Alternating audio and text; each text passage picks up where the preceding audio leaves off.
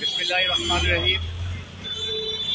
আজ বৈষম্য বিরোধী ছাত্র জনতার মহাবিপ্লব মহামিলন মেলা জাতীয় শহীদ মিনারে আজকের এখান থেকে গোটা জাতিকে একটি মেসেজ দিয়েছে। যে মেসেজ হচ্ছে যে এই দেশের স্বাধীনতা সার্বভৌমত্ব রক্ষা করতে হলে ছাত্র জনতাকেই দেশের শাসন ক্ষমতা এবং স্বাধীনতা সার্বভৌমত্ব রক্ষায় তাদেরকে দায়িত্ব দিতে হবে এবং তাদেরকেই মেধার ভিত্তিতে বিভিন্ন সেক্টরে তাদেরকে বসাতে হবে। কারণ তারা যদি দেশের স্বাধীনতা সার্বভৌমত্ব রক্ষার জন্যে জীবন দিয়ে এবং এই দেশের স্বাধীনতা দ্বিতীয়বার রক্ষা করতে পারে, ভারতের কবল থেকে রাহু গ্রাস থেকে এদেশের এজেন্ট এবং পরীক্ষিত ভারতের দালাল স্বৈরাচারিণী শেখ হাসিনার নেতৃত্বাধীন আওয়ামী লীগকে যদি পরাজিত করতে না পারত, এই জুলাই আগস্টে যদি এই আন্দোলন এই মহা আন্দোলন যদি ব্যর্থ হতো, তাহলে বাংলাদেশের জনগণ চিরদিনের জন্য ভারতের গোলাম হয়ে বসবাস করতে হতো এবং শেখ হাসিনা থাকতো এই বাংলাদেশের মুখ্যমন্ত্রী। ভারতের আঙ্গুলের ইশারায় এই বাংলাদেশ চলতো। আজকের ছাত্র জনতাকে আমরা স্বাগত জানাই। তোমাদের পাশে দেশের সাধারণ জনতা আছে।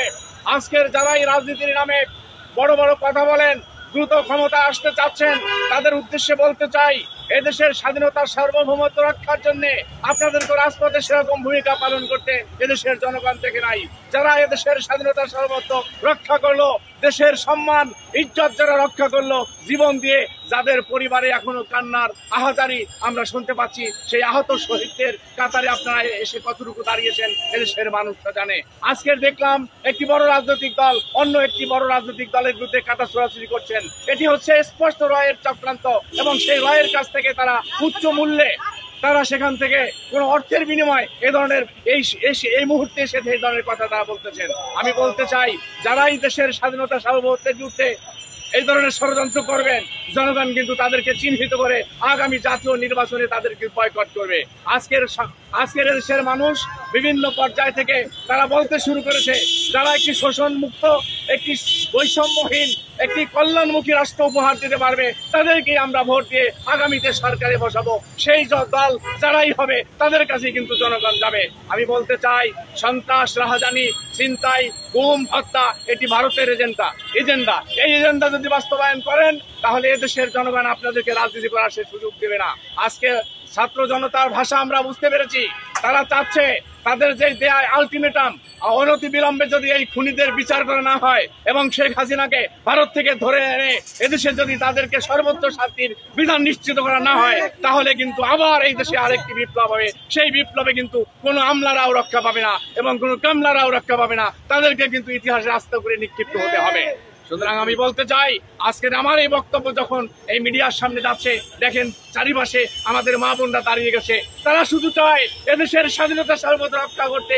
যারাই এগিয়ে আসবে ছাত্র জনতার পাশে, তারাই দাঁড়াবে যারাই এদেশের স্বাধীনতা চায়। আর যারা এই দ্রুত আঙ্গুল ঘুরে কলা গাছ হতে চায়, বিভিন্ন সেক্টর থেকে লুটপাট করে চাঁদাবাজি করে তারা বড়লোক হতে চায় এবং অর্থবিত্ত সম্পদশালী মালিক হতে চায়, তাদেরকে জনগণ চিহ্নিত করবে এবং আগামী দিনে তাদের বড় চ্যালেঞ্জের মুখে পড়তে হবে। আগামী নির্বাচন যদি সুষ্ঠু এবং সঠিকভাবে ওই বৈতরণী পার হতে হয়, তাহলে জনগণের কাতারে দাঁড়াতে হবে। একে অপরের বিরুদ্ধে কোনো প্রকার কাদা ছোড়াছুড়ি চলবে না। আজকের ছাত্র জনতার পাশে আমরা দাঁড়িয়েছি এবং এই ছাত্র জনতা, আমরা নাগরিক মঞ্চের পক্ষ থেকে সেখানে গিয়েছি, ছাত্র জনতার বক্তব্য শুনেছি, তাদের চোখের পানি রেখেছি। তারা বলতে চায়, এখনো কেন আমাদেরকে গেজেট আকারে আমাদের শহীদদের তালিকা বের হলো না, প্রকাশ করা হলো না? আমরা তো বাংলাদেশকে দ্বিতীয়বারের মতো স্বাধীন করেছি। আজকে যদি হাসিনা বিজয়ী হতো, তাহলে দেশের মানুষকে এখন রাস্তাঘাট এবং বন জঙ্গল, নদী নালায় জনগণের লাশ আমরা ভাসতে দেখতাম। সেটি কিন্তু এই দেশের ছাত্র জনতা বুকের রক্ত দিয়ে এবং জীবন দিয়ে তারা কিন্তু সেটি রুখে দিয়েছে। আজ বলতে চাই, অনতি বিলম্বে যারা এই তত্ত্বাবধায়ক অথবা অন্তর্বর্তীকালীন সরকারে রয়েছেন, আপনারা এই জনগণের মেজাজ বুঝুন, ছাত্র জনতার মেজাজ বুঝে দ্রুত খুনিদেরকে গ্রেপ্তার করুন এবং যারা গ্রেপ্তারকৃত আছে, জেল হাজতে আছে, তাদেরকে দ্রুত বিচার ট্রাইব্যুনালের মাধ্যমে তাদের সর্বোচ্চ শাস্তি নিশ্চিত করুন। তাহলে এদেশের মানুষের, এদেশের যারা শহীদ হয়েছে তাদের আত্মা মুক্তি পাবে, শান্তি পাবে এবং এদেশের জনগণও বিশ্বাস করবে আপনারা সত্যিকার অর্থে দেশপ্রেমিক। আর না হয় এ ধরনের যারা উপদেষ্টা রয়েছেন, আপনাদেরকে ভারতের দালাল এবং ভারতের পুতুল উপদেষ্টা হিসেবে তারা গ্রহণ করবে বা বুঝে নিবে। সুতরাং আমি বলতে চাই, ভাইয়ের আমার, আজকে যারা আমার এই বক্তব্য শুনছেন, আপনারা ঐক্যবদ্ধ হন।